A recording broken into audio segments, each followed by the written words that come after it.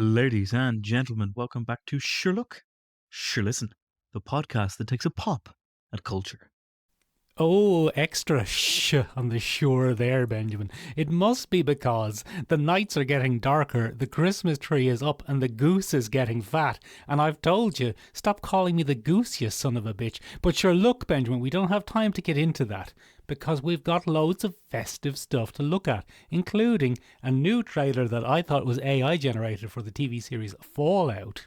Kong and Godzilla have the ultimate team up of all time. Oh, it's absolute bullshit, Michael. Furiosa is back, everyone's favourite character that everyone wanted to know the secret origins. No, she's back, and this time her eyes are further apart. And we've got a trailer for The Boys Season 4, would you believe? Sure, listen, Michael, if that wasn't enough, and it really isn't for this festive season, we've decided to kick off Christmas by taking a look at all things Santa Claus, mainly evil Santa Claus. Oh yeah. Where he came from, why we don't trust him, and why everybody is, deep down, scared of him. I'm not afraid of Santa, Benjamin. Well, maybe you're terrified of the late-stage capitalism and consumerist excess that he represents. Exciting. Things that we all seem to be terrified of, Michael, we're yet again inundated with another nuclear apocalypse. Yeah, how did you pronounce that there? I think I said nuclear. That's not how you say it. Okay, very good. Benjamin, I'll tell you what though, one of the most exciting things about this trailer is if you aren't up to date with the game, you're not going to have a clue what's going on in the trailer for Fallout. That's exactly what happened to me, Michael. I've never played Fallout, and I hadn't a bog's notion what was going on in this particular trailer. Very good. Well, that explains a lot then, because this trailer, and Ben, our good friend, my good friend and yours, Sean, sent us these images a week ago or 2 weeks ago, and I have been saying since then, and I genuinely meant it, but I thought everyone thought I was joking. I thought the stills that were released from this trailer a couple of weeks ago, or days, I can't remember, I've lost track of time in the excitement of December, I thought they were AI. But they're not AI, they're real. They're absolutely real, Michael. There are a real trailer for real people, and all this trailer is this trailer might as well say, hey there, hi. We heard you guys liked Fallout. Is that true? And then all the fans went, yes, we do like Fallout. And then they said, well, cop a load of this then. And then they just showed them a load of Fallout. And it seems to be one of the favourite Fallouts. I think it's an adaptation of Fallout New Vegas. Is it? Isn't it? No, I'm asking you, is it? Well, I mean, it's got deserts and mutants and more mutants, and that's very Fallout New Vegas. Or maybe that's all Fallouts, is it? I don't know. Like I said, I haven't played it. Oh yeah, I don't know if it is. It's just Fallout, because it looks like Fallout 4, it looks like Fallout New Vegas, it looks like Fallout. So Benjamin, who's the actress in this? I recognise her, but I don't know who it is. That is none other than Ella Purnell. And what was she in? Well, the thing at the top of her listing is Miss Peregrine's Home for Peculiar Children, I think, at the very top. Yeah, go on. Are you looking at the IMDb? She was in loads of stuff. She was Teen Jackie on Yellow Jackets. Oh, that's what it was. Teen Jackie. That's who she was. She was in Army of the Dead. Oh, yeah. And she also voices Jinx on the very popular Arcane on Netflix. Oh, so she did. So, Benjamin, the world of Fallout is... In the world of Fallout, there was a big old nuclear war in the 1950s. And some of humanity survived by going into vaults. You had to go into a...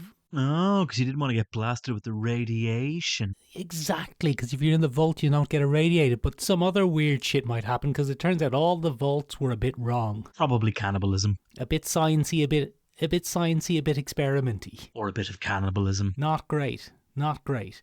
So... Then, after, I think it's 500 years, the vaults open back up and there's an irradiated wasteland and the radiation's now gone, but the Earth has been twisted into this weird new world. Is it 500 years, Michael?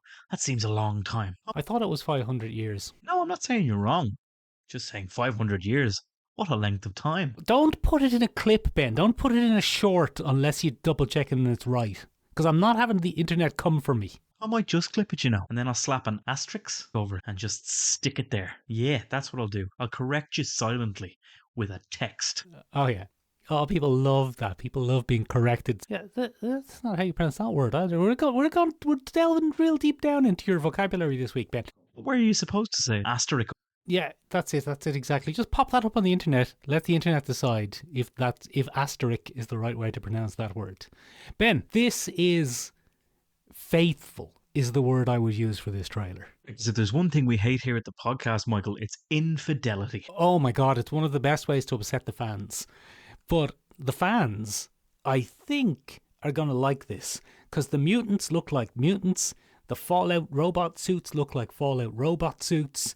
The various types of irradiated, weird, gross grobblies that live in the wasteland look like the various types of irradiated, weird, gross grobblies that live in the wasteland. Very well done there. That was impressive. Thank you very much. And yeah, everything looks right. I can't imagine there's a Fallout fan who hasn't looked at this and gone, yeah, that's Fallout.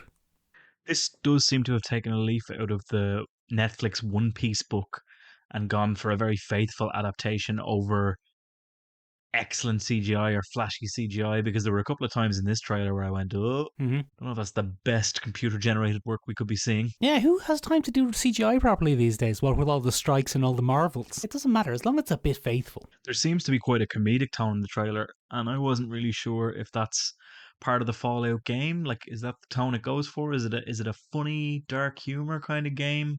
I wasn't really sure. The game's tone is all over the place, but yes, the game often does play the grotesque for the absurd and the comedic. Looking at the cast, there are quite a few comedic actors that are doing a turn.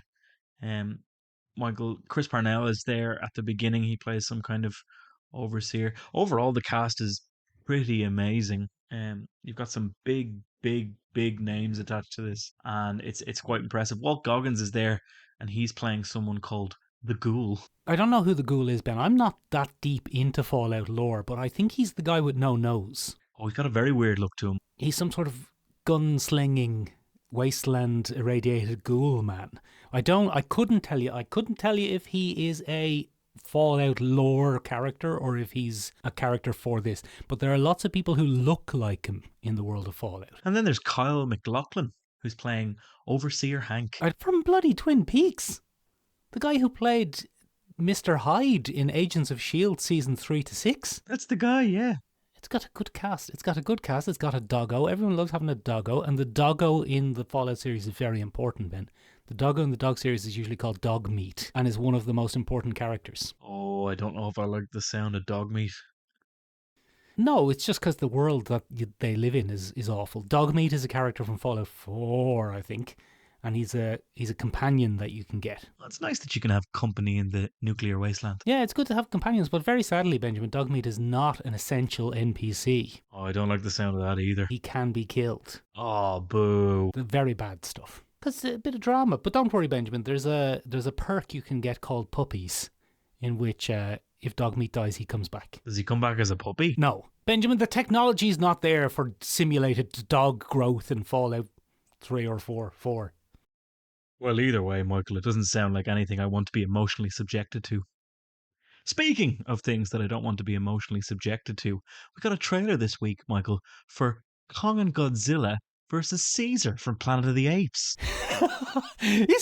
I was halfway through this trailer and I said to myself, this is what I said to myself, Ben. I said to myself, is this a trailer for Planet of the Apes or King Kong? I'm confused. Michael, this series has strayed so far from the gritty, realistic tone that they tried to set all those years ago. Do you remember when we used to have to take Godzilla seriously? Do you remember all that big grey cinematography and high stakes and all the humanity kind of stuff we've gone, and now we've got this bizarre, I don't know, it's almost like a kids movie version of the same monsters from the past. Remember that first Godzilla, Ben? Remember that first Godzilla where you didn't see Godzilla really for the first hour and it had bloody Breaking Bad in it, and that man said, let them fight. Remember? Oh, gas stuff compared to this. I was watching this and I was watching this trailer on my own. And often when I'm on my own, Ben, I'm less affected by media. But I was watching this on my own and I laughed out loud at this trailer. I laughed out loud on my own. It made me feel mentally unwell. And I'll tell you the bit I laughed out loud at. I laughed out loud at the bit where Godzilla crawls his way up out from under some rubble, starts running towards the camera. Kong appears behind his shoulder, wielding a power glove, and the two of them run awkwardly towards whoever the villain is. And you know what I said to myself? I said, "That's it. Cinema's finished. We've finished cinema. There's no need for any more. We've hit the peak of cultural expression." It just looks so ridiculous. Godzilla can't run like that. He's not built to do it. He's huge. He can. He can if he wants, Ben. If he's in a hurry. If he's in a hurry, he can run. Ah, yes, he gets some kind of adrenal spike that means he can just break the laws of physics, is it? Is that what it is? Oh, very good. Yeah, well, no, but I mean, I appreciate that you've tried to throw in some scientific sounding words. I appreciated that. Yeah, that was good. Yes, not unlike the film Godzilla vs. Kong. He just runs. The two of them are running towards the screen together, Ben, like The Rock and Vin Diesel. Yeah, exactly. I think you've hit the nail on the head there, really. This is kind of the fast and furiousification of all films where, you know, we always come back to that Rick and Morty scene where it's like they're two brothers and they have a strong bond. And it seems to be the case with all these big action franchises that at some point you're going to have enemies become friends, become enemies again, then become bros for life. And, there's always a begrudging situation that brings them together to tackle it. They're not bros. They are bros now, though. It's just Hobbs and Shaw for everything. Big monsters, Hobbs and Shaw. It doesn't matter. It is the fast and furious effect, I think we'll call it. The other thing is, though, like, Kong himself has just been stretched out of all proportion now to make him match Godzilla, because when they're running forward, all you see is them almost the exact same size, which doesn't make any sense. He just keeps growing. He just keeps getting bigger. One of my favourite things about it was Kong won't be able to handle this alone. And then the lady says, he won't be alone. And then Godzilla unfreezes. Why was Godzilla frozen? I don't know. More to the point, why does Godzilla have neon pink spines? When did he get those? I can't remember. I can't remember him getting pink spines. I watched this and honestly felt like I was watching Lava Girl and Shark Boy from Robert Rodriguez at one point. There were so many bright colours and kind of Spy Kid motifs running through this entire thing. I could not get over it. It's like watching those TikToks where one half of the screen is the actual content and the other half of the screen is like kinetic sand or melting sand to keep the attention of Gen Z viewers. Maybe that's what they're doing. I really don't know, but it's lost all seriousness for me. One of the really bizarre things for me is I wanted to watch Godzilla -1 this week, but time got away from me a little bit. But the other thing that I've been watching recently is the fucking deadly serious delve into the backstory of this universe, Monarch: Legacy of Monsters with Kurt Russell. How in God's name are these two things in the same universe? They're the same franchise. I'm just waiting for Kurt Russell to say, "Don't worry, bros," and then Kurt Russell, miraculously the same size also, runs towards the screen with Godzilla and Kong. What I can't stand about it is the weird, like, orangutan villain that we see sitting on the throne. I know in the teaser material we originally saw for this that we all thought it was going to be Kong, but now apparently it's going to be the villain. And I'd put money on the fact that it's probably going to be voiced by Andy Serkis. Yeah, more Kongs. What I really want is a whole deep dive into the scientist who takes a look at Kong and the threats facing the planet and goes, one day Kong won't be able to handle this and we'll have to find a way to help him out. And his solution to this is not to maybe come up with a training regimen for Kong or augment him through medicine or science or something like that. No, his first thought is giant mecha Power glove. That'll do it. I imagine there's going to be something like he broke his arm fighting Mechagodzilla or something. They've even gone ahead and said, put in a little Kong for merchandising. That has 100% been put in for the express purpose of selling as many toys as humanly possible. Get Jason Statham in, he'll voice it. But Ben, he wouldn't be little, would he? He'd be fucking enormous. He'd be the size of a small house. Or a big house. But look, I've never been more excited. I can't lie. I was so excited about the two bros running towards the screen. All I want is for more now. All I can hope is that they start teaming up with other inexplicable properties. I would love Fast and Furious 15, the Godzilla verse, where Vin Diesel gets grown up to that size by a magic ray and also has to team up with them. That would be incredible. Feckin' great stuff altogether. Anyway, Benjamin, speaking of horrific monstrosities, George Miller is making a new... From the mastermind George Miller, Benjamin. George Miller's 90, isn't he? So I think he had almost nothing to do with this. Do you think he makes the production crew refer to him as Mastermind George Miller? Without shadow of a doubt. And then says, I made Babe, you know. I'm George Mastermind Miller of Babe fame. I think he's Australian, isn't he? I'm George Mastermind Miller of Babe fame. Not terrible. Anyway, Ben, it's the bloody origin story of Furiosa. And it appears to commit the cardinal crime of origin stories, in my opinion. That someone's life, up to the point at which we meet them and they have an incredible adventure, has been much more interesting than that incredible adventure. Like, oh, so that time when we saw you in that other movie, that was just you probably would barely even mention that in your autobiography. Yes, the entire famous reboot of a major character is just a footnote to you as an individual. Rebooted? Was it rebooted? But look, we won't get into it. How old is that movie? Is it 10 years old now? I'm not actually sure. I'll look it up there. You spin your wheels. No, it might even be a little bit more, I suppose. Yeah, it's a weird one where Charlize Theron, I suppose, has aged out of a prequel. Yeah, but more than that, like the movie itself has aged out of its interest. Do you know what I mean? Like, this came out in 2015. I looked it up there, and Okay, only 8 years ago. Is that all? it's only 8 years, but it's 8 years with a lot in between. Oh yeah, a lot of shit has happened. And I'm not sure the drive or the want or the interest is there for these characters, especially if you're going to replace Charlize Theron. I think I think it's made another cardinal sin in that it's forgetting that people don't actually care all that much about Furiosa as a character because there's no great lore to that character. She's not a legacy. She doesn't have long standing.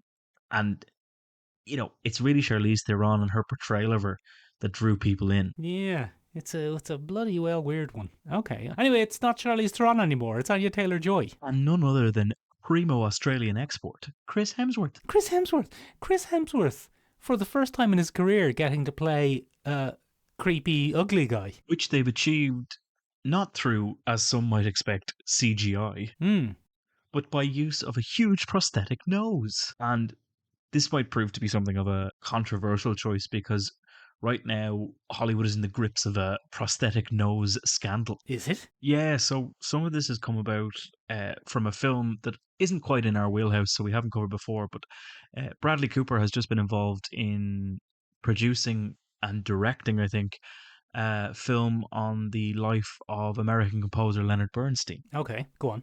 And in that film, he has opted to wear an absolutely massive prosthetic nose.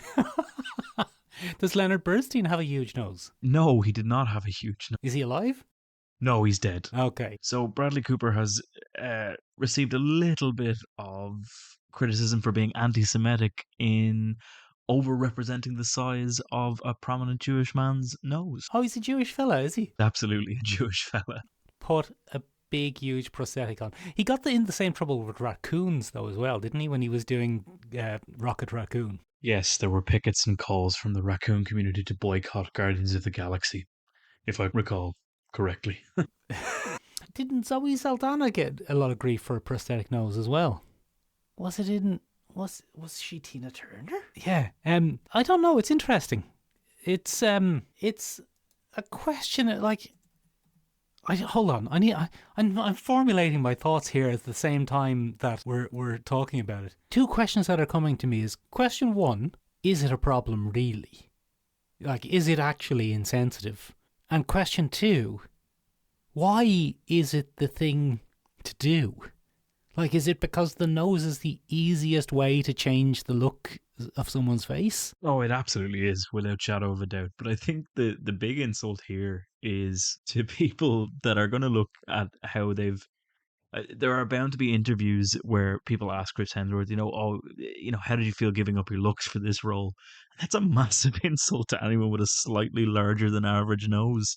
That, oh yeah, you're absolutely hideous once you have that slightly bigger nose. How did you handle that trauma, Chris? That's you. We've uglied you up, Chris, with your big shronker.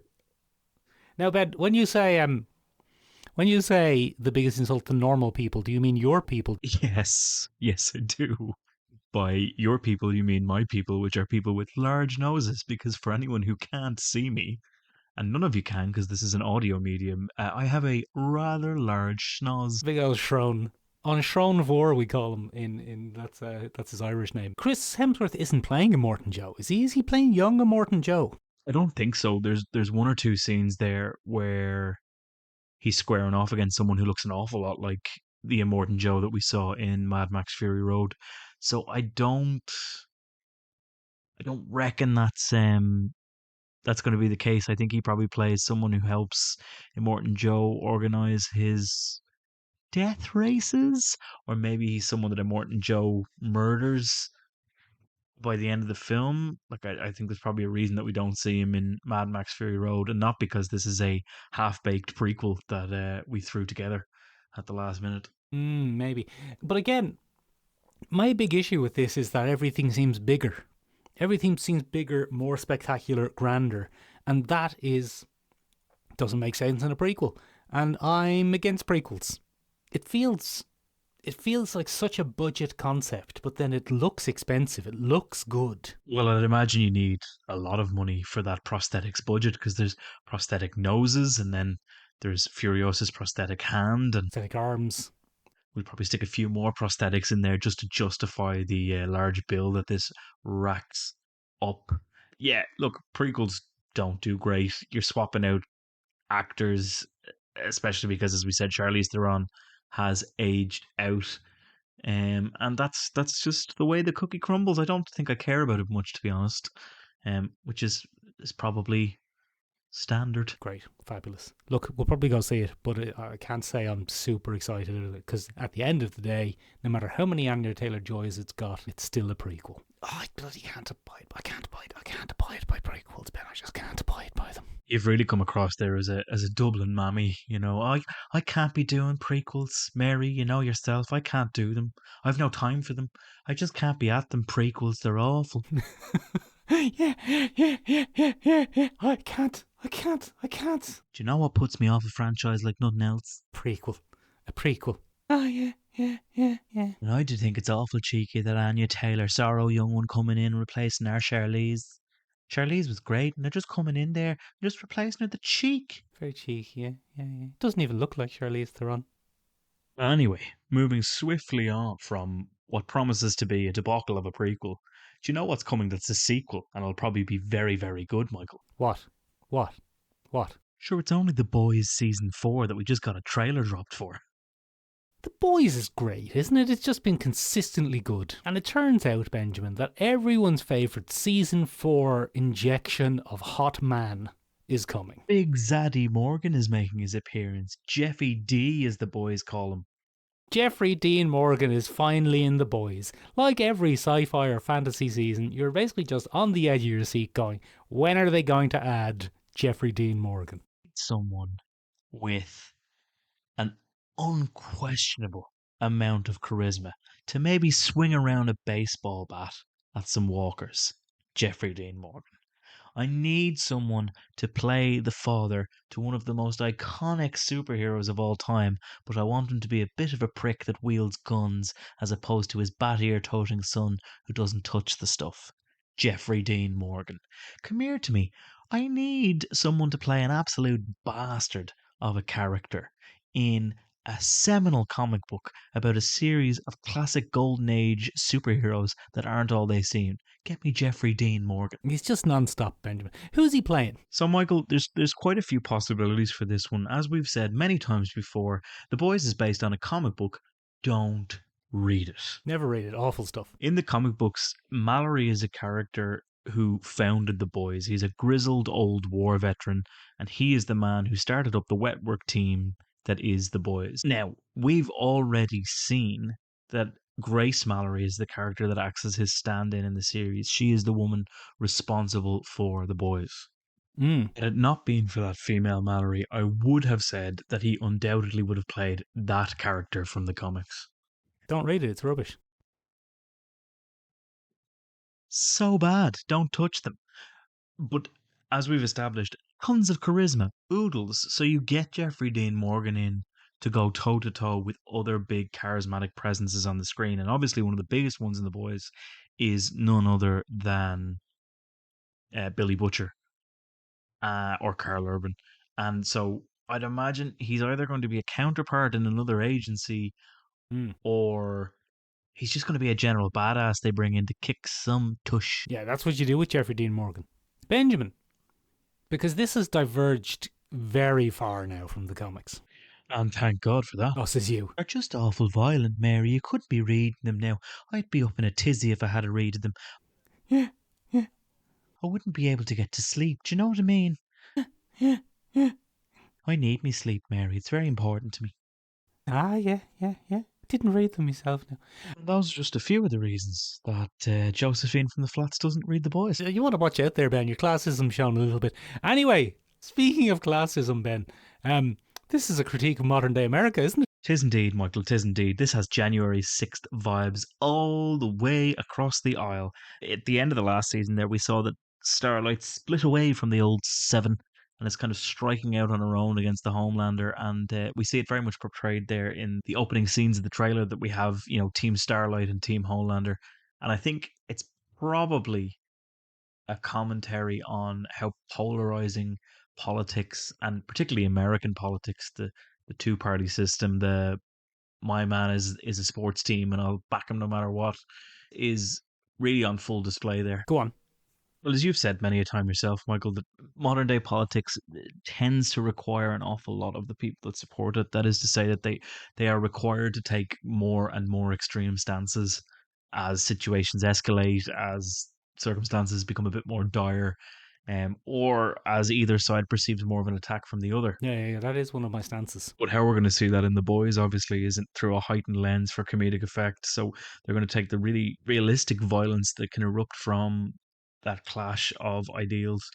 Here, it's going to take the form of superheroes beating the snot out of each other. We love when his son's murdering everyone. I mean, as usual, it's on full display in the trailer. He murders the shit out of that man. He just throws him in the building. Yep, he just cleaves him straight through that building. No, he doesn't shock him through a building, Ben. You must have watched this in low resolution. He splatters on the building. Oh, yeah, because buildings are actually built to withstand human projectiles, and humans are not built to withstand being projectiles. Yeah, yeah, yeah. Because humans not that solid, as it turns out. They do not hold their shape at high velocity. No, they'd splatter. Ugh, gross. But look, there's lots of character stuff going on because we saw Black Noir get killed last season. Yeah, so Black Noir has definitely been replaced just in the grand corporate scheme of things. Where it gets really interesting, though, is who he's been replaced by. So initially, I thought it might have been Jeffrey Dean Morgan. I thought that he might eventually become the boys' man on the inside. Do you know what I mean? He's a soup who doesn't really want to use his powers, but he will give the boys a dig out by being their mole on the inside. But to be honest, I don't really think that would be the best use of his character. So I'd be curious to see what becomes that and who takes over the mantle of Black Noir. Don't know. Don't know. And who's this new red-headed lady, Ben? So I think with Homelander, we're probably going to see a big lean into the alt-right thing because that is where he is finding his success. It's definitely where he found it at the end of the last year because they were so delighted that he inflicts that massive wave of violence on that innocent bystander and basically lasers him out of existence. So he's obviously going to lean into that quite heavily. I think we're going to see him just appeal to the red, white, and blue, the Bible Belt. The what is essentially Trump country today is going to be Homelander country within the show, and I think that redheaded lady is an appeal to the gun-toting, Jesus-loving, barbecue-having Americans of the Deep South. I think it's going to be NASCAR country rallies as far as the eye can see. In terms of other characters that are going to have arcs, I would love to know who the woman giving the speech about the Roman Empire and the Greeks is. Again, another divergence from the comic books. I would have thought that might be a nod to the legend from the comics, but we've already seen that person played, I think, on screen. So it's probably not them, but I would be very interested to know who they are. And then, of course, we got a little glimpse of the consequences of Victoria's hubris. We saw the little tentacle-mouthed child.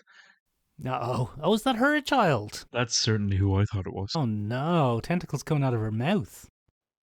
Maybe Victoria should have played it safe and left it well enough alone. Yeah, oh look, you thought she was going to get cool mind powers, but instead, aliens. And no doubt we'll see that on a fake news anti-vax website within a week of it airing, with loads of people going, see, this is what vaccines do. Coming out of her mouth because of the vaccine. But sure, look, Benjamin, we'll watch it. I didn't get through all of The Boys Go to College or whatever that was called. Envy. Gen V, I didn't get through it all. Well, you're going to have to hurry up and get on it, Michael, because we just got our next The Boys spin-off announced, and it's The Boys Mexico. Oh, El Nino? Precisely, Michael. Spot on. We'll probably see a whole rake of European adopted ones coming up soon, with lots of multilingual ones like Bambini. Oh, yeah. I don't know. Nagosuri here in Ireland. Very good, yeah. What sort of characters would they have? They'd have on Sean Vor. Yeah, me and my team would be there on the front lines. It'd be great old times all together, Michael. Speaking of great old times, though, Ben. Go on. The Christmas tree is up, the lights are twinkling, and there's a festive feeling in the air. It's absolutely brutal. Oh, God. What? It is. Oh, God, Ben. Just fake it a bit more. Fake it, please, Ben. Fake it a bit more. For Christmas, Ben. Oh, yeah. Christmas. Mad for Christmas, Ben. You remember when you were a child? Remember when you were a child in Ireland in the 80s and Santa Claus didn't bring you an Optimus Prime? No, Michael, because I wasn't born in the 80s. I was born in the 90s. You're projecting again. That's your villain origin story. That is my villain origin story. Ah, look, Michael, I'm just feeling a bit down, because I'll be honest with you, I really feel like I let myself down earlier, right? My classes side did show. And you might have been a bit on the money. All I was saying, Ben, was that your Josephine character didn't have to be from the flats. It could be from anywhere. Yeah, I really let myself down there. Yeah, you let yourself down. You let the side down. Yeah. Not the side. Yeah. All day, every day, you're letting me down. Ah, well, in fairness, it's been 7 long years of letting you down. Anyway, Michael. Go on. It's the Christmas season. Okay, lovely. And I decided, in the spirit of that lovely season, that we'd kick off our December 2023 with a little look at Santa, that icon of consumerism.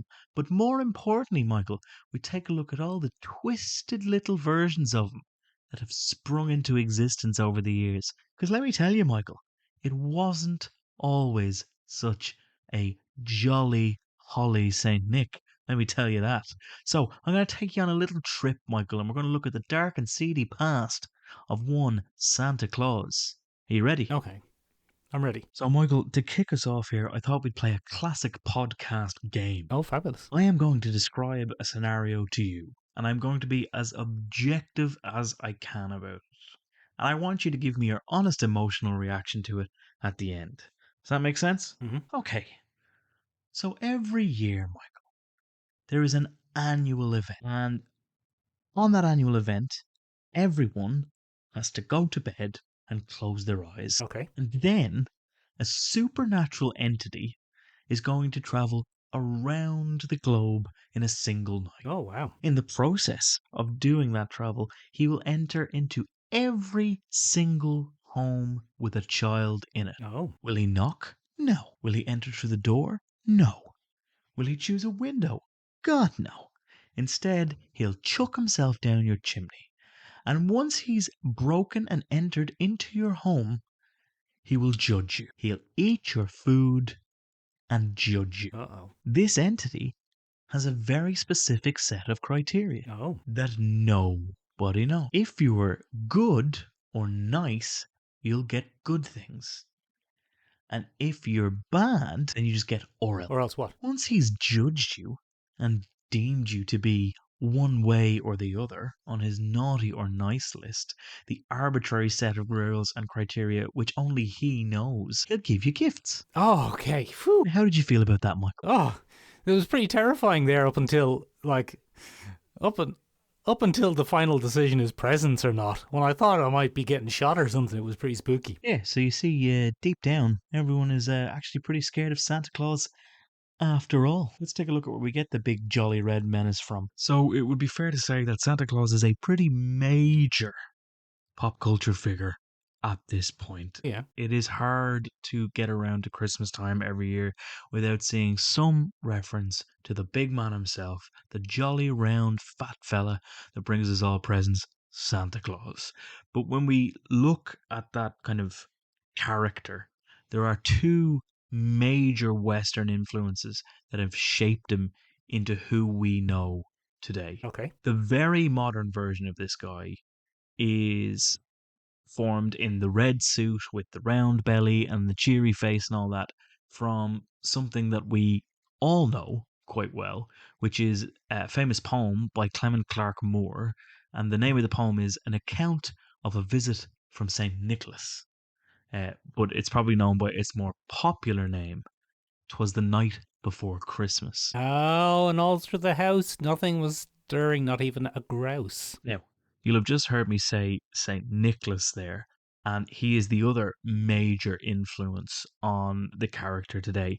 However, it's more from a religious aspect than a physical aspect because St. Nicholas was usually depicted as a very tall, thin man with a beard. He was a monk, and he was a monk that was born near Myra in modern day Turkey in around 280 AD, or Common Era, I think, CE, if you're of a more secular persuasion. Ben, does anno dominus not mean dominate the anus? Yeah, that's exactly what it means, Michael. That's precisely what it means. Yeah, the Catholic Church just doesn't want anybody finding out about that, so that's why they've acronymed it to AD. They don't want doing it, is what you're saying, but they do, but they don't want people to find out. Very good. Okay. Well, I mean, the Catholic Church don't have a leg to stand on, so all right, carry on.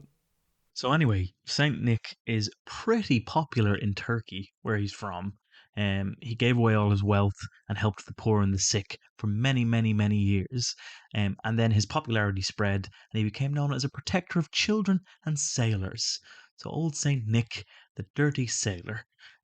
His feast day was on December 6th, and was a significant day of festivities and activities like marriages and making large purchases. All right. Ooh, foreshadowing Chekhov's large purpose in this particular case. Cool. Now, as Christianity spread and we began to amalgamate dates on the calendar with more Christian dates to align everything and make the transition from paganism to Christianity more frictionless, as it were, Saint Nicholas became associated with December 25th, which was also associated with Jesus's birthday. So, how did we make the jump from Saint Nicholas to Santa Claus? Well, you can already kind of hear it in the name there, but the major shift came from a Dutch influence. Christianity was hugely influential in Dutch culture, and they obviously used their own language, Dutch, to refer to the man himself. So in their language, it's Sinterklaas, or Sinterklaas, if you want to be more accurate. And that eventually became anglicized into Santa Claus, particularly popular among Americans because of the huge Dutch immigrant influence on their culture, the great melting pot of the United States. Then, slowly over time, as with all modern pop culture representations of things, he became heavily influenced by the Victorians. Oh, the old Victorians, they're at it again. Firstly, in the place of the poem by Clemens, and second major influence being Charles Dickens' Ghost of Christmas Present, the great gift giver and bringer of opulence to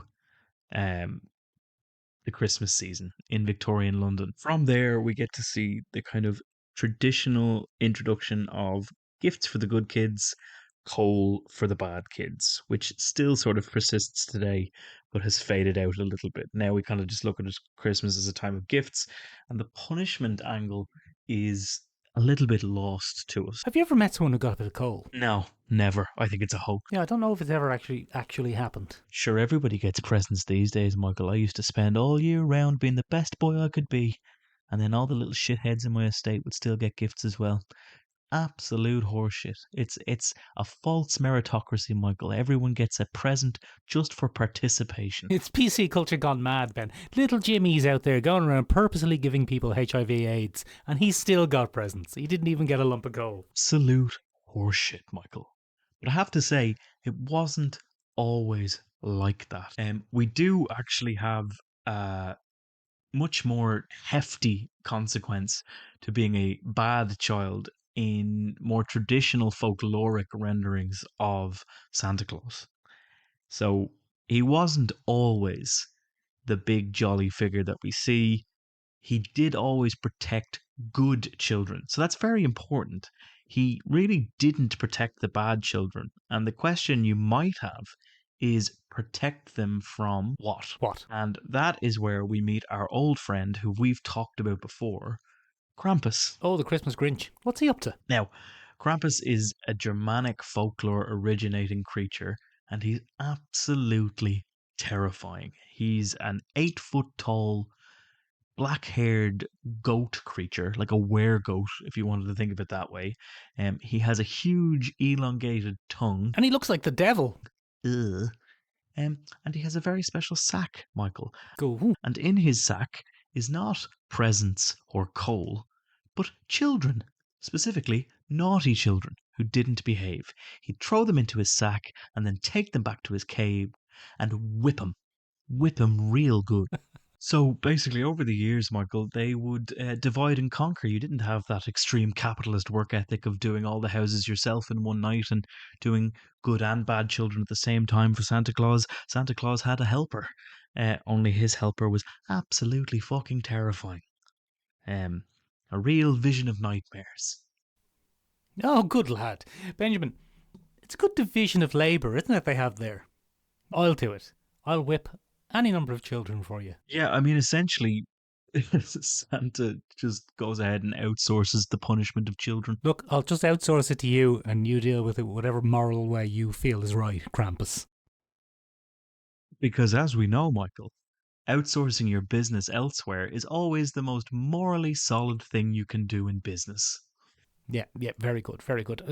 Benjamin, I suppose what you're saying really is that the real criminal is late stage capitalism. You know, Michael, you could say that. You could almost say that. And there it is, ladies and gentlemen. You can now reach for your festive shot of brandy and knock it back. Ben has mentioned late stage capitalism. Get it into you, Cynthia. Knock it down, knock it down. So I suppose in a way you could look at the emergence of the twisted kind of evil Santa Claus archetype as stemming from three specific places. Oh, go on. Firstly, Santa has always had a dark side associated with him, even if it was an external one in the form of the Krampus. Secondly, there is certainly in more modern narratives from the 1970s onwards, there is the awareness that Christmas is becoming an increasingly consumerist, hyper capitalist holiday, and that the symbol of Santa that was once kind and good is now just a means of selling things to people. And I suppose that sinister quality is probably being made aware to people or probably leaking out of the mascot in itself.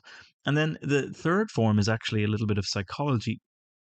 It comes in the form of looking at how children perceive Santa Claus. Now, don't get me wrong, most children love Santa Claus. There are always, when you go to visit Santa at the shopping center, there are always children or one child who's absolutely terrified of him. And there have been a few kind of studies into this and why it happens. And One very key psychologist who wrote about this is a woman called Emma Citron, and she said that the fear of Santa is akin to the common fear of clowns, both of whom convey an expression of permanent, jovialness and jollity that might seem forced or unreliable. And humans are very emotional beings. That's not the fear of clowns. The fear of clowns is look at this murderous creep. It really ties in with that concept of the uncanny valley. If we see a person in a permanent state of extreme happiness, we become very wary of that person because it doesn't feel right. You're not supposed to be in this manic state of happiness constantly. I suppose you could almost align it over to the Joker. Now, that to me feels a bit of a stretch, so I've decided for today to focus on the other two, the dark side of Santa and the strange kind of counter capitalist space that twisted Santa archetypes take up. And we put it out to the listeners as well. So we got lots of suggestions. I should probably point out as well, Michael, that the fear of the constantly jovial creature and capitalism kind of overlap in a very modern American malaise that's seeped into Irish society, which is the elf on the shelf. Yes, along with far right and far left extremism. Blind Boy did a really interesting episode on his podcast a couple of years ago where he talked about how the Elf on the Shelf basically created a kind of Christmas surveillance capitalist state for parents where parents would weaponize this never blinking, constantly smiling vision of torture, and say that it knew what the children were doing. And then it launched a secondary trend where parents would play pranks on behalf of the elf and upset their children. And then other times they would say that the elf told them that the child had misbehaved.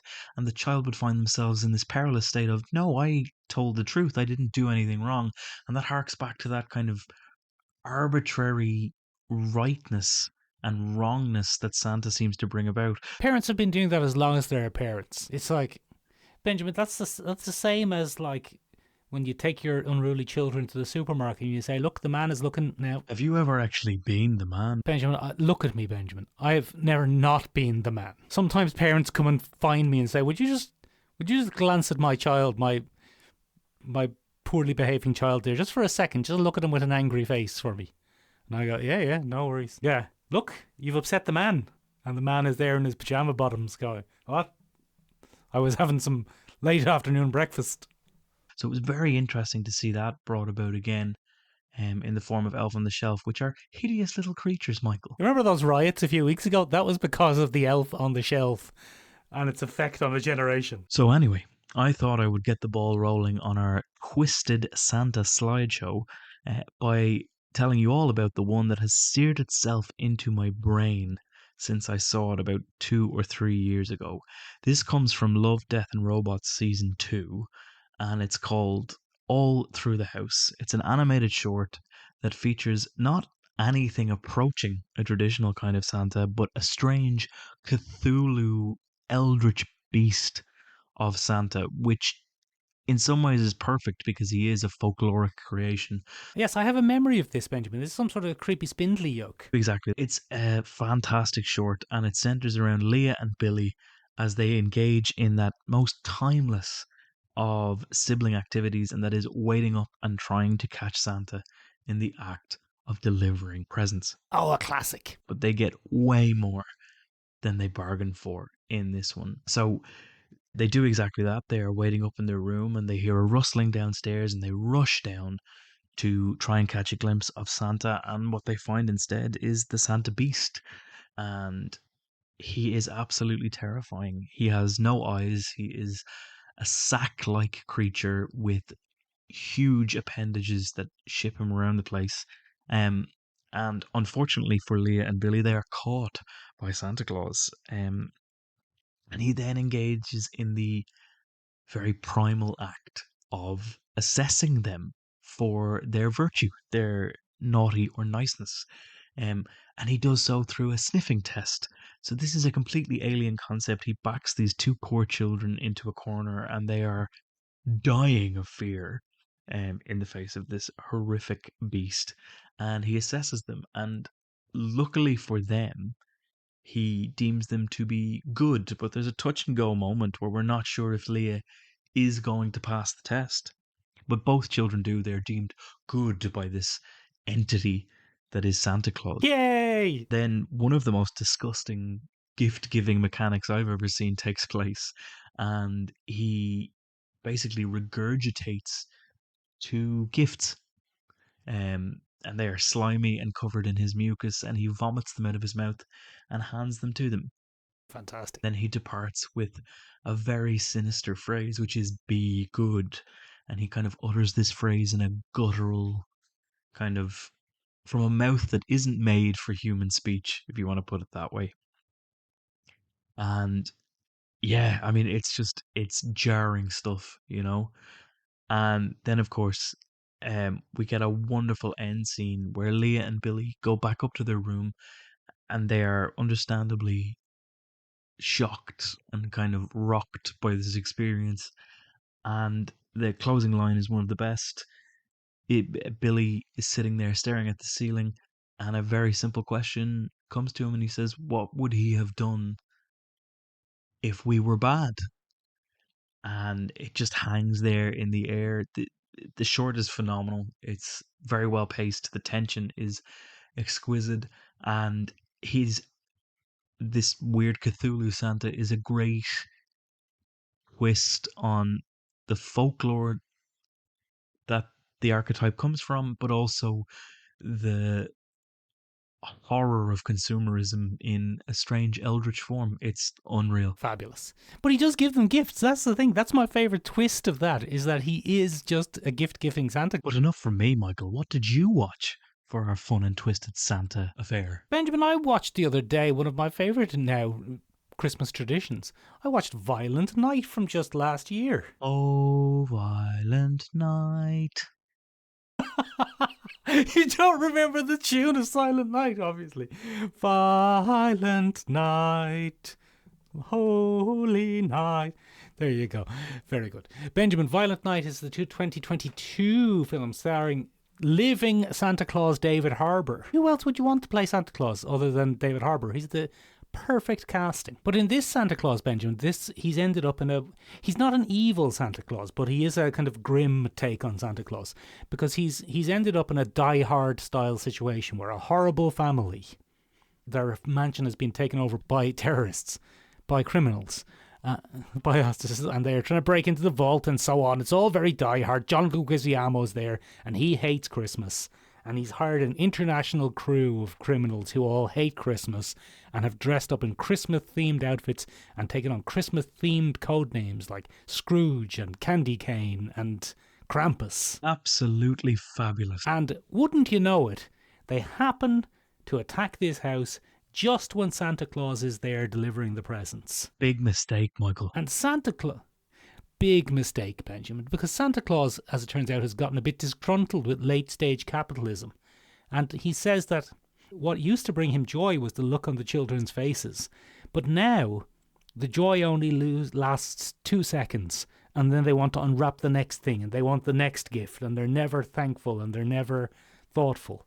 So it turns out that there's one little girl who's innocent and lovely that's part of the family, and she believes in Santa. That convinces him to stay and help out. And wouldn't you know it, Ben, that this Santa stretches back through history to the ancient Norse origins of Santa Claus. And it turns out that this version of Santa Claus, Benjamin, used to be a Viking warrior known as Nicholas the Red. And he used to take from people, but then he learned his lesson and decided that he was going to give. But I bet you one thing, if you don't like Christmas and you're threatening a little girl who does like Christmas, then Nicholas the Red is going to come back out, and he's going to find a sledgehammer that reminds him of the old hammer Skull Splitter. Phenomenal name for a hammer. Yeah, and he's going to absolutely go mental and take out some criminals. It is quite good, yeah. It's very violent. David Harbour's great in it. He plays a very good, convincing, disgruntled Santa and Action Man Dad character. John Leguizamo hates Christmas and he's having a great time. It's actually a good, fun Christmas comedy movie. And the flashback scenes where we learn about Nicholas the Red and his history and his pathos add a little bit of mythology to it. Is it as good as that scene from the trailer of Godzilla vs. Kong where the two bros team up and run towards the camera together? No, it's not. But maybe he'll be in the sequel. How could it be, Ben? Maybe in the sequel, though, he'll be there as well. He also has that very kind of classic disgruntled Santa Claus feel that was made so popular in the 70s. David Harbour is like really angry, really disgruntled. I suppose it was made famous in a couple of different ways. We had Billy Bob Thornton in Bad Santa. That was pointed out to us by my good lady friend on the Discord. Hop up on it if you're not on it already. With this idea of the kind of sloppy, disgruntled Santa. But David Harbour also encompasses that great sense of menace as well that became really popular in the 70s. There are so many 70s twisted slasher movies. The 70s was mad for like any sort of slasher dressed as any sort of thing. Yeah, exactly. They'd take anything that was a seasonal mascot and they'd turn it into a sinister pastiche of itself, you know. But we got a rake of films, not unlike Violent Night, that are puns on Christmas carols and things like that. Some of the biggest classics of that genre are Silent Night, Deadly Night, about a young orphan named Billy who's traumatized when he's younger. He goes on to become a kind of serial killer in his own right and targets people who are particularly filled with the holiday spirit. Oh, yeah. And that got a sequel that was equally as kitsch. And these kinds of slashers became bog standard throughout the 1970s and 80s, and kind of just bulldozed their way into popular culture in that way. So I suppose the roots of that coincided with capitalist awareness, the golden age of the 1950s ending, and the commercialism of Christmas beginning to take root. Yeah. Anyway, we did try and put this out to our wonderful, wonderful listeners, but unfortunately, I was a little bit slow on the uptake today and didn't manage to get out in time. However, some of our faithful few managed to get them to us. Nine Wassies got in touch with us and said that the most evil Santa he ever encountered was the one that failed to deliver me the Millennium Falcon 2 years in a row. That fucker. That was Santa Claus in Ireland in the 80s, Ben. Not the most reliable. Like, it was a hard time economically. So, you know, it must have been hard to be Santa Claus in Ireland in the 1980s, but didn't get Nine Wassies that Millennium Falcon. He didn't get me a bloody Optimus Prime. Real bad. I suppose, though, he didn't put us in a sack and then drag us off to be whipped. My good lady friend and fellow Discordee got in touch and said, I very much enjoy Billy Bob Thornton in Bad Santa, although appreciate he's maybe not pure evil. I think pure ruthless is as useful for these particular narratives as pure evil. So that's in with a win. We had some phenomenal suggestions up on Instagram from good friend of the podcast, Dr. Stephen J. Cadwell. He wrote to us saying that the Futurama robot one was an excellent example of the evil Santa Claus trope. Ladies and gentlemen, if you would like to be featured on this podcast, if you would like your opinion on various pop culture topics heard, you can get in touch with us in a few different ways. Find us on the interwebs at www.seomrabeag.com, seomrabeag.com. It means big nose in Irish. You can also find us at our Acast website, www.sherlockshalistenpodcast.acast.com. You can indeed. It's always up to date. We are on Instagram at Sherlockshalism Podcast. We are on TikTok at Sherlockshalism. But the best way to get in touch with us, ladies and gentlemen, is to hop up on that Discord at the link in the description. Ladies and gentlemen, thank you so much for listening. You can join us in a week's time where we'll be taking a look at all things Christmas TV special related. Send us in your favourites at the places we just mentioned. What are you having? What are you having? Tell us. Bye. See you next week. Bye. Merry Christmas. Bye. Merry Christmas.